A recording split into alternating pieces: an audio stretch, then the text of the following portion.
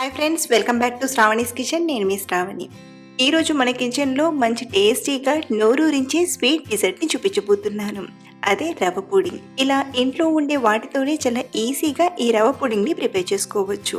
అలాగే ఇది చేయడం ఈజీయే కాదు, అంతకంటే కూడా చాలా బాగుంటుంది. కొన్ని టిప్స్ పాటించి చేస్తే పిల్లలైనా ఈజీగా ప్రిపేర్ చేస్తారు.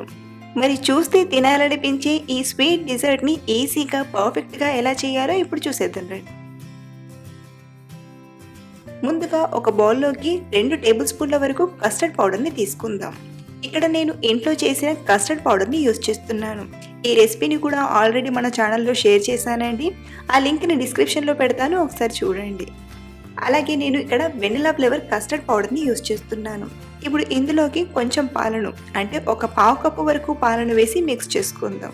ఇన్ కేస్ మీ దగ్గర కస్టర్డ్ పౌడర్ లేకపోతే 2 టేబుల్ స్పూన్ల కార్న్ఫ్లోర్ని తీసుకొని అందులో ఒక పావు టీ స్పూన్ వెనిలా ఎసెన్స్ని వేసి ఇలా కొంచెం పాలు వేసి కలిపినా సరిపోతుంది.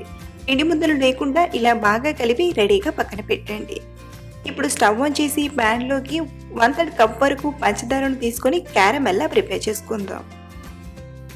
హై ఫ్లేమ్లో ఎక్కువగా కలపకుండా ఇలాగే వదిలేస్తే కాస్త మెల్టింగ్గా అవుతుంది. చూడండి, చక్కెర కొంచెం మెల్ట్ అవ్వడం స్టార్ట్ అయిపోయింది.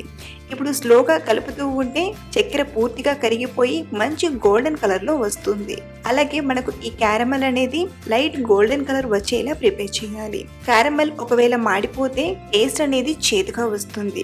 కాబట్టి చక్కెర అంతా పూర్తిగా కరిగిపోయి ఇలా గోల్డెన్ కలర్లోకి టర్న్ అయ్యాక ఇప్పుడు స్టవ్ ఆఫ్ చేసేసి ఇప్పుడు ఈ క్యారమెల్ని ఒక బాక్స్లోకి తీసుకుందాం. ఇక్కడ నేను ఫ్లాట్గా ఉండే అల్యూమినియం బౌల్లోకి తీసుకుంటున్నాను. మీరు కావాలంటే కేక్ చేసే ప్యాన్లోకైనా తీసుకోవచ్చు. ఇలా క్యారమెల్ని తీసుకున్నాక ఒకసారి ప్యాన్ అంతా ఇలా స్ప్రెడ్ చేయండి. ఇలా స్ప్రెడ్ చేసి ఒక 5 నిమిషాలు ఇలాగే వదిలేస్తే క్యారమెల్ అనేది చల్లారిపోయి బాటంకి సెట్ అయిపోతుంది. ఇప్పుడు మరో పక్కన స్టవ్ ఆన్ చేసి ప్యాన్లోకి మిగిలిన 1/2 లీటర్ పాలను తీసుకుందాం. అంటే ఇక్కడ నేను ఈ రెసిపీ కోసం టోటల్గా 1/2 లీటర్ పాలను యూజ్ చేస్తున్నాను. ఇలా తీసుకున్న పాలను పొంగు వచ్చేంత వరకు మరిగించండి. ఇలా మరగడం స్టార్ట్ అయ్యాక ఇప్పుడు ఇందులోకి 1/3 కప్ వరకు పంచదారను తీసుకుందాం. అంటే ఒక పావు కప్పు పైన 1 టేబుల్ స్పూన్ పంచదారను యూజ్ చేస్తున్నాను.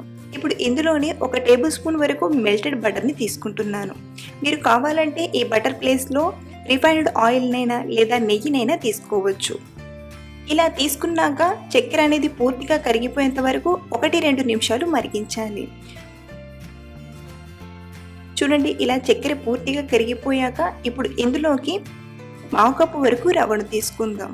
మనం ఉప్మా చేయడానికి యూజ్ చేస్తాం కదా, బొంబాయి రవ్వను ఒక పావు కప్పు వరకు తీసుకొని వేసి ఉండలేమీ కట్టకుండా బాగా కలపండి.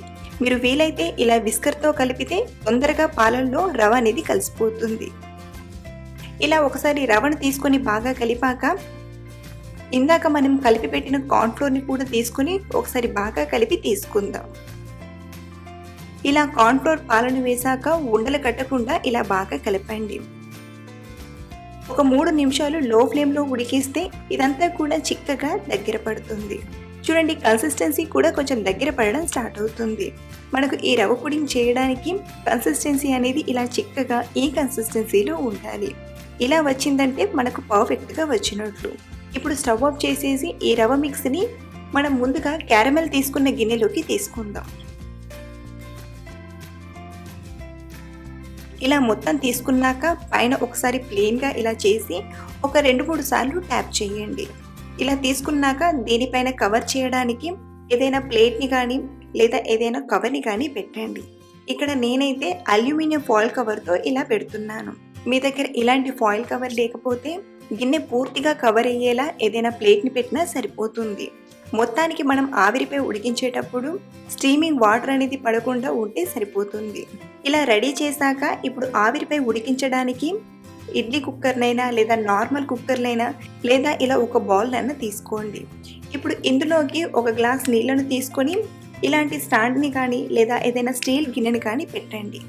ఇలా తీసుకున్న వాటర్ వేడవడం స్టార్ట్ అయ్యాక ఇప్పుడు ఇందులోకి మనం ప్రిపేర్ చేసిన ప్యాన్ని తీసుకుందాం. ఇలా మంచిగా కవర్ చేసి మీడియం టు లో ఫ్లేమ్ మధ్యలో 30-35 నిమిషాలు ఆవిరిపై ఉడికించాలి. ఇక్కడ నేను టోటల్గా 35 నిమిషాల తర్వాత చూస్తున్నాను. స్లోగా ఇలా పైన ఉండే అల్యూమినియం ఫాయిల్ కవర్ని తీసేయండి. ఏదైనా నైఫ్తో కానీ లేదా ఏదైనా టూత్పిక్తో కానీ ఇలా గుచ్చి చూస్తే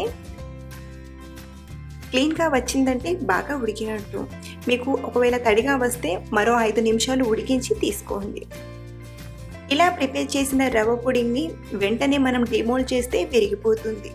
కాబట్టి పూర్తిగా చల్లారాక 1 గంట 2 గంటల సేపు ఫ్రిడ్జ్లో పెట్టి తీసుకోండి. ఈ పుడింగ్ వేడిగా తినే కంటే కూడా చల్లచల్లగా తింటే టేస్ట్ అనేది చాలా బాగుంటుంది. ఇక్కడ నేను 1 గంట సేపు ఫ్రిడ్జ్లో పెట్టి తీసుకున్నాను. ఒకసారి చుట్టూ కూడా ఇలా నైఫ్తో లూజ్ చేశాక ప్లేట్ పెట్టి రివర్స్లో పెట్టి ట్యాప్ చేస్తే రవ్వ పుడింగ్ అనేది గిన్నె నుండి ఈజీగా ఉడి వస్తుంది. చూడండి, మనం ప్రిపేర్ చేసిన పుడింగ్ ఎంత పర్ఫెక్ట్గా వచ్చిందో. ఇప్పుడు కట్ చేసి అసలు లోపల ఎలా ఉడికిందో చూపిస్తాను. చూడండి, చక్కగా ఉడికింది. ఇలా చేసి పెడితే పిల్లలే కాదు పెద్దలు కూడా చాలా ఇష్టంగా తింటారు.